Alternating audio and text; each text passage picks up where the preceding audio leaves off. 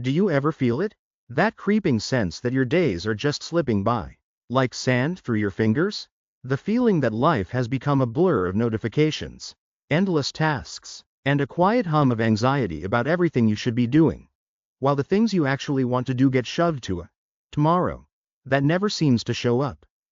We cram our calendars and to-do lists, chasing this ghost of accomplishment, only to lie awake at night wondering if any of it really mattered. We're surrounded by noise, by distraction, by the trivial disguised as the urgent. And in this constant chaos, our motivation, our inner fire, can feel like it's being snuffed out, one tiny, insignificant task at a time. But what if there was a simple mindset shift? A secret, not from some modern productivity guru, but from one of history's greatest leaders, a Roman emperor who commanded legions and ruled a vast empire, yet wrestled with the same internal battles we do. What if reflecting on one simple, profound, and maybe even jarring truth could completely change how you attack each day? What if it could unlock a level of motivation you thought you'd lost for good? This isn't about a new app or a life hack. It's a timeless principle, a mental tool so powerful it cuts through the clutter of modern life and connects you to what's essential. It's about discovering the mindset that let an emperor find peace in chaos and strength in his own mortality. We're all living under a grand illusion, a lie we whisper to ourselves every single day, and that lie is that we have time. We act as if our supply of days is infinite, a renewable resource we can afford to just throw away. This single belief, often unconscious, is the root of so many of our problems. It's the fertile ground where procrastination and anxiety grow. Think about why we procrastinate. It isn't just laziness. It's fundamentally enabled by the assumption that the future you will be better. That future you will have more energy, more motivation, less stress. So we defer our most important work, the book we want to write, the business we dream of starting, the tough conversation we need to have, to this mythical future hero. We think we're banking time, but we're just squandering the only time we ever truly have, right now. Because that future self? It's a fantasy. There is only you. This illusion is supercharged by the world we live in. We're drowning in a sea of information and choice. Every potential moment of quiet, every second of boredom that could lead to a creative spark, gets instantly filled by the endless scroll, the breaking news alert, the email that needs a reply right now. Our attention has become the world's most valuable commodity, and there's a global auction for every second of it. The result is a state of constant distraction, where we're doing a million things but concentrating on nothing. We mistake all this frantic activity for being productive, wearing busy like a badge of honor, without ever stopping to ask, busy doing what? This leads to a special kind of modern anxiety. With so many options, we get paralyzed by the fear of choosing the wrong path, the fear of missing out. So we choose no path at all. We just float, dabbling in everything and committing to nothing. It's like having 1,000 tabs open in your brain, and the whole system is about to crash. The weight of all that unfulfilled potential creates this quiet guilt, this nagging feeling that we aren't living up to who we could be. We feel unmotivated, not because we lack desire, but because we've lost our clarity. The signal of our own purpose has been drowned out by the noise. And so we complain. We complain about our jobs, our situations, our lack of time. But as Marcus Aurelius would tell you, complaining is just a way of avoiding the truth. The power to change things is within us. He actually wrote notes to himself like, "Don't be overheard complaining, not even to yourself." He wasn't saying to bottle things up, he was saying that complaining keeps you stuck in the problem, wasting precious energy that could be used to find a solution. The Great Deception tells us we can afford to waste time like this. The first step to breaking free is to face it with a truth that is both terrifying and, ultimately, liberating. To find this truth, we turn to one of the most unlikely self-help figures in history, Marcus Aurelius. This wasn't some philosopher living in an ivory tower. He was the emperor of Rome at the absolute height of its power. His days were filled with plagues, constant wars, political backstabbing, personal loss, and the crushing responsibility of ruling millions. This was a man who understood pressure. And yet, in the quiet, early hours of the morning, often in a military tent on a cold battlefield, he wrote, not for anyone else, but for himself. He wrote to remind himself how to navigate the chaos of his life with courage and calm. Those private notes are what we now know as the Meditations. One of the most powerful guides to living a good life ever written. So what was the secret this emperor kept coming back to? It was a Stoic practice called memento mori, a Latin phrase that means, simply, remember you must die. Okay, I know what you're thinking. That sounds incredibly morbid, depressing, even. Our culture is obsessed with avoiding the topic of death. But that's completely missing the point. The Stoics weren't being gloomy, they were being realists. They knew memento mori wasn't a tool to create fear, but a tool to create clarity and purpose. Marcus Aurelius wrote, "You could leave life right now. Let that determine what you do and say and think." This isn't a threat, it's a filter. It's a tool designed to strip away everything that isn't essential. When you hold this truth in your mind, all the petty arguments, the pointless grudges, the fear of what other people think, it all just starts to melt away. What's left? Only what actually matters. Think of it this way. Imagine you're given a map that's infinitely large. You could wander in any direction forever. The sheer size of it would be paralyzing. Where would you even start? Now, imagine you're told your destination is 1,000 miles away, and you have a limited tank of gas. Suddenly, everything becomes clear. Every decision matters. You'd plot the most direct route. You'd stop making pointless detours. You'd focus only on what gets you closer to your goal. That's what memento mori does. It provides the boundaries that give life its urgency. The Stoics knew that the brevity of life is exactly what gives it value. An endless life would be meaningless. The stakes would be zero. But a finite life? A life that could end at any moment? That is a call to action. Marcus didn't just think about this once in a while, it was a daily practice. He'd start his day by thinking about his mortality. Not to get depressed, but to rise with a sense of purpose. He wrote, "When you arise in the morning, think of what a privilege it is to be alive. To think, to enjoy, to love." That feeling of privilege comes directly from knowing it's not guaranteed. It's a gift, and it's temporary. So, the emperor's great secret isn't some complex formula. It's a simple, unflinching look at reality. It's a challenge to stop sleepwalking through our days. And it's an invitation to ask the most important question: if my time is limited, am I spending it on what truly matters? The answer is the key that unlocks a motivation that doesn't rely on mood, but on a deep, unshakable purpose. Once you really let that sink in, the first door unlocks almost instantly. This is the door to ruthless prioritization. The thought, "you could leave life right now," is the ultimate filter for making decisions. It cuts through the trivial nonsense and leaves only what's essential. Every day, we're hit with a flood of choices. Should I check my email or work on that big project? Should I go to this meeting with no clear agenda? Should I get sucked into a pointless online argument? Normally, under the illusion of infinite time, these choices feel small. We just drift, taking the path of least resistance, answering the loudest notification.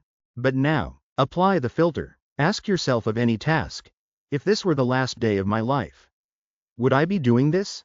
Suddenly, for most of the stuff that fills our days, the answer is a clear, immediate no. Would you spend your final hours clearing out your inbox? Sit through a pointless meeting? Argue with a stranger on the internet? Of course not. The idea is absurd. Now, this doesn't mean you should quit your job and go skydiving. Marcus Aurelius was an emperor, he still had duties.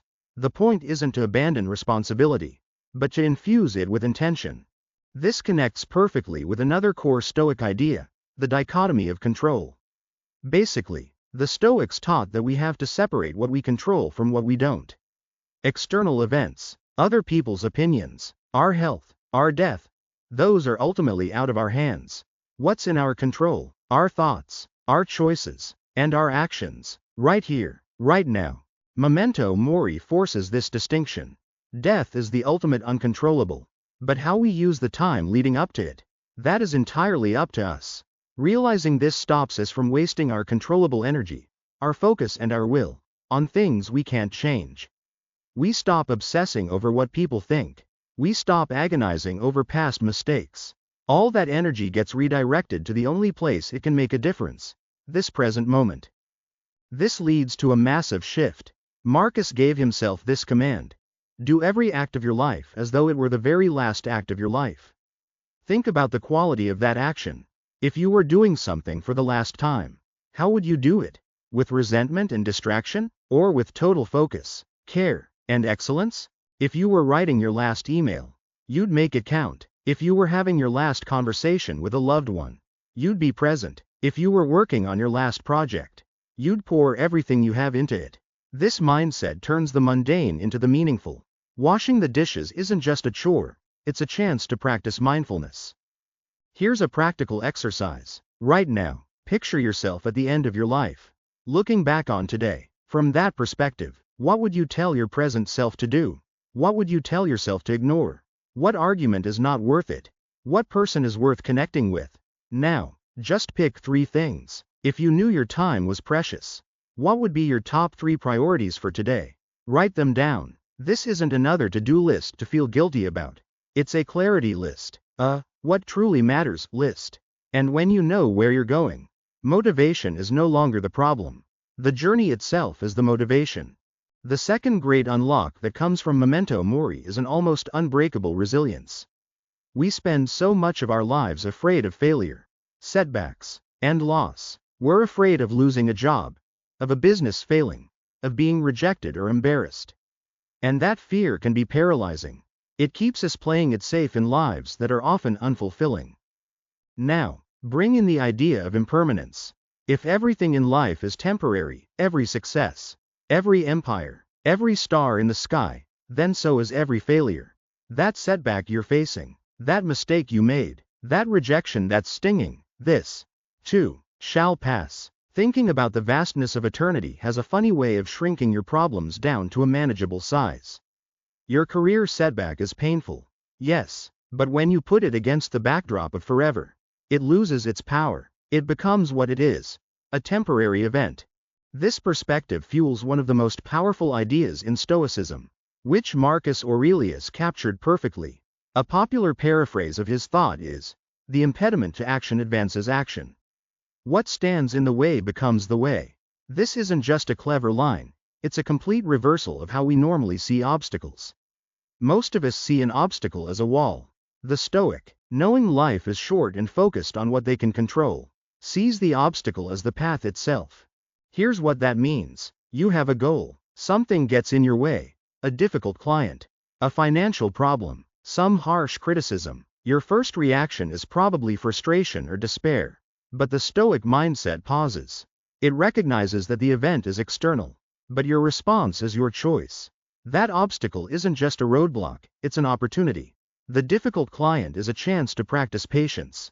The money problem is a chance to practice creativity. The criticism is a chance to practice humility. The obstacle isn't in the way of the work, the obstacle is the work. Navigating the difficult conversation is the relationship. Finding a way over or through the wall is the way forward. And your mortality demands this.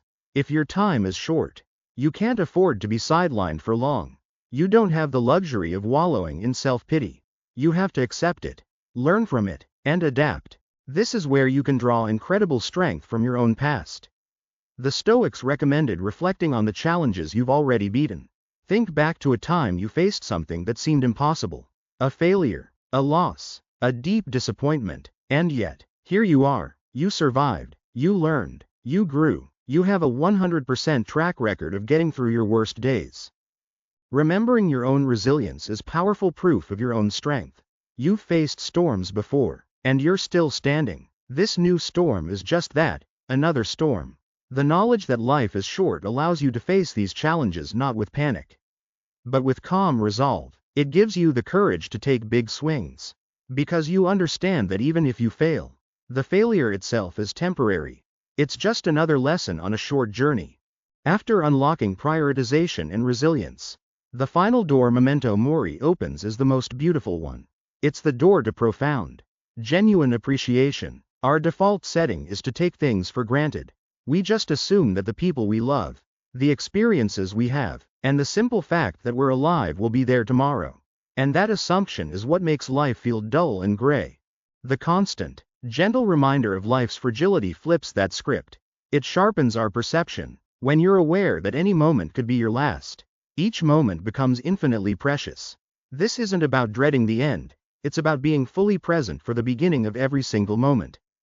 The Stoic philosopher Seneca said we shouldn't grieve for what we've lost, but be grateful we had it.